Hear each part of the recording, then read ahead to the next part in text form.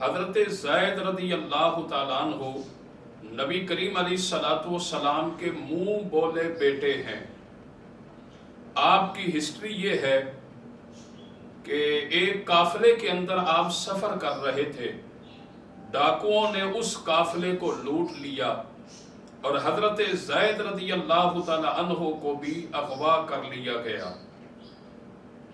اور انہیں اغوا کر کے مختلف مقامات پر فروخت کیا جاتا رہا،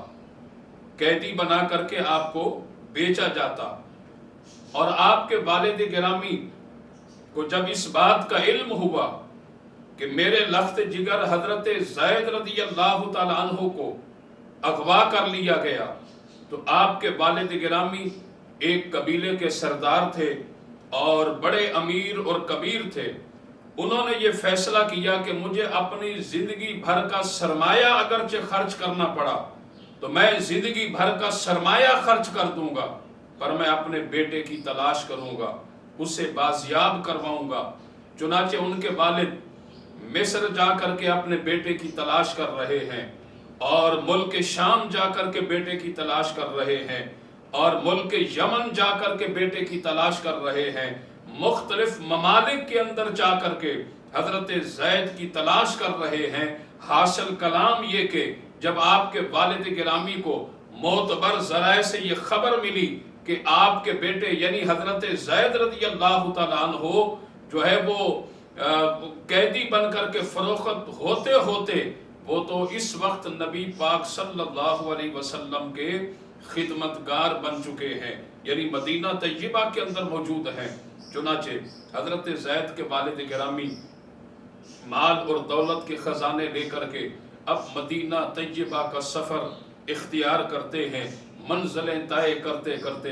نبی کریم صلی اللہ علیہ وسلم کی خدمت عالیہ میں پہنچے اور آقا کریم علیہ الصلوۃ والسلام کی بارگاہ میں جا کر کے عرض کی کہ یا رسول اللہ، میں نے یہ سنا ہے کہ آپ بہت بڑے شفیق ہیں، آپ شفقت فرماتے ہیں۔ یا رسول اللہ، میں نے یہ سنا ہے کہ آپ بہت بڑے رحیم ہیں، آپ رحم فرماتے ہیں۔ میں نے یہ سنا ہے کہ آپ بہت بڑے کریم ہیں، آپ کرم فرماتے ہیں۔ یا رسول اللہ، مجھ پر بھی شفقت کیجئے، مجھ پر بھی کرم فرما دیجئے۔ سرکار دو عالم علیہ الصلوۃ والسلام نے ارشاد فرمایا کہ یہ بتاؤ کہ آپ کا مقصد کیا ہے، اپنا مقصد بیان کرو۔ تو آپ کے والد گرامی حضرت زید کے والد کہنے لگے کہ یا رسول اللہ، یہ جو زید آپ کا غلام ہے، یا رسول اللہ، یہ ایک قافلے میں سفر کر رہا تھا، ڈاکوؤں نے اسے اس قافلے کو لوٹا اور اسے جو ہے اغوا کر لیا گیا اور قیدی بنا کر کے اسے بیچا جاتا رہا، یہاں تک کہ وہ آج آپ کا غلام اور خدمتگار بن چکا ہے، تو لہٰذا آپ میرے بیٹے کو میرے حوالے فرما دیجئے۔ سرکار دو عالم علیہ الصلوۃ والسلام مسکرانے لگ گئے۔ میرے آقا مسکرا کر کے ارشاد فرماتے ہیں، اے زید کے والد، میں نے آپ کے بیٹے زید کو آزاد کر دیا ہے، پر اس کی ایک شرط ہے۔ سرکار نے ارشاد فرمایا کہ ہم زید کو بلاتے ہیں اور وہ چاہیں تو اپنی مرضی سے وہ آپ کے ساتھ چلے جائیں، ہم زور زبردستی انہیں اپنی غلامی سے نہیں محروم کریں گے، زور زبردستی ہم انہیں نہیں بھیجیں گے۔ چنانچہ حضرت زید رضی اللہ تعالیٰ عنہ کو بلایا گیا اور آقا کریم علیہ الصلوۃ والسلام کی خدمت عالیہ میں حاضر ہوئے۔ اب ایک طرف نبی کریم صلی اللہ علیہ وسلم کے جلوے ہیں اور دوسری جانب حضرت زید کے والد محترم موجود ہیں۔ محترم حضرات، ہوتا تو یہ کہ زید اپنے والد گرامی کو دیکھ کر کے وہ زارو قطار رونے لگ جاتے اور والد گرامی سے لپٹ جاتے، پر وہ والد گرامی سے لپٹنے کے بجائے انہوں نے آقا کریم علیہ الصلوۃ والسلام کو دیکھا اور آقا کریم علیہ الصلوۃ والسلام کو دیکھ کر کے حضرت زید زارو قطار رونے لگ گئے اور عرض کرتے ہیں کہ یا رسول اللہ،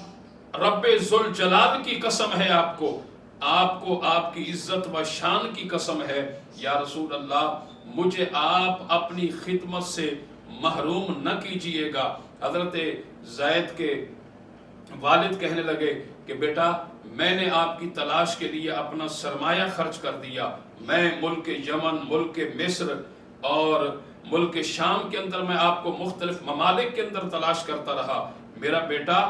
آپ کی والدہ آپ کا انتظار کر رہی ہے۔ حضرت زید سے کہنے لگے کہ آپ میرے ہمراہ چلیے۔ حضرت زید پلٹ کر کے والد گرامی کی خدمت عالیہ میں عرض کرتے ہیں کہ ابا جان، اس میں کوئی شک نہیں ہے کہ آپ نے میری تلاش کے اندر کوئی کسر نہیں چھوڑی، آپ نے سرمایہ بھی خرچ کیا ہے، اپنی مال اور دولت بھی خرچ کی ہے۔ ابا جان، آپ نے مجھے محبت بھی دی ہے، پیار بھی دیا ہے، میری ماں نے مجھے محبت اور پیار بھی دیا ہے۔ میں اس بات کو تسلیم کرتا ہوں کہ یقیناً میں آپ لوگ کی محبت اور پیار کا محور و مرکز رہا ہوں ابا جان، پر جو پیار اور جو محبت اور جو شفقت مجھے اللہ کے پیارے نبی صلی اللہ علیہ وسلم کی بارگاہ سے ملی ہے، ایسا پیار اور ایسی شفقت نہ مجھے باپ سے ملی ہے اور نہ ہی مجھے ماں سے ملی ہے۔